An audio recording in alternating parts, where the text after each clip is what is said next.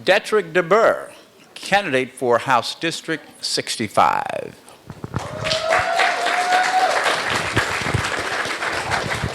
Thank you very much. Thank you very much. I ran for this seat last time, so if you voted in the last Democratic, you probably voted for me already, so thank you very much for that.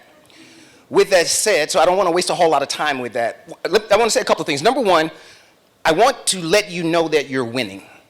It's important to know that you're currently winning. When you look at boots on the ground and things that are currently happening, we're actually winning. I'll use a football analogy, and I have to apologize because that's the sport I know.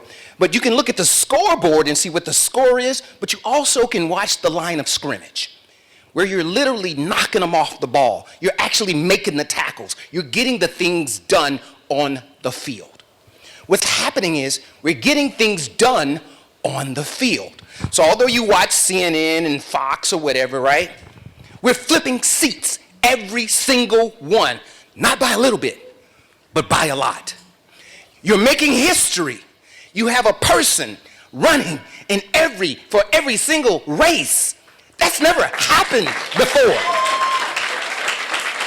It's important to point that out, right? Because you need to know when you're winning, right? It's important to know when you're losing so you can make your adjustments. But it's important to know when you're winning, like you're on the right track. Just keep doing what you're doing, right? Just keep doing what you're doing. Anyway, I sum up my campaign, we call this do the right thing.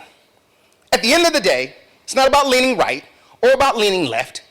It's simply about doing the right thing. That's it. Every question you can answer, you can ask me, this starts as the fundamental premise. We're going to do the most good for the most people.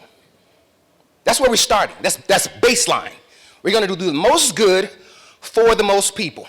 Now, I hear you. That's what they all say. Of course you're going to do that. Well, here's the difference. You see, in 1999, I became a planning and zoning commissioner in North Texas. 1999. For 8 years, I've served on that planning and zoning commission in Cedar Hill, Texas. Came over to the colony, served another 8 years. What's my point? My point is we got the work done. It's one thing to go down and fight, and that's perfectly fine. Sometimes you have to do that. But more importantly, you have to know how to get the work done.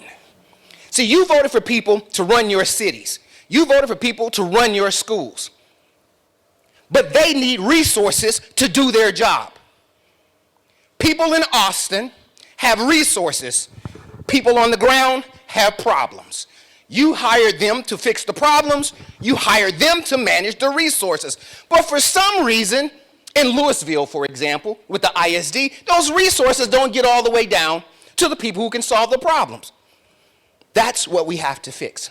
The people in Austin have to stay connected to the people in Flower Mound. They have to know the problems of the city council and the planning and zoning commission and the school board in Flower Mound. They have to know that. Now, why should you support me? Because that's what I've been doing for 18 years. Behind the scenes. It's about getting the work done. Yes, you got to be able to fight. And you got to be able to not get beat up, as my dad would say. You know, that's a good start, right? But you have to know how to get the work done. Because everybody goes with great policies. Everybody has a great idea, right? But do you know how to get it done? You got to have the skill and the will. That's what I'm bringing to the table. And I have a history of that. I'll wrap it up with this. What I have I have a two-pronged attack. I call it private economies and public education. Private economies and public education. Public education is real simple. If we don't fund your schools, you're going to have to fund your prisons. You choose. Let me say it again. If you don't fund your schools, that fourth grader who can't read is going to end up breaking in the store. You decide. Okay? It's really simple. Public education. Private economies. Texas leads the nation in personal financial stress. I've heard you say that we have to address the Islamification of Texas and blah, blah, blah, and Allahu Akbar and whatever else they say.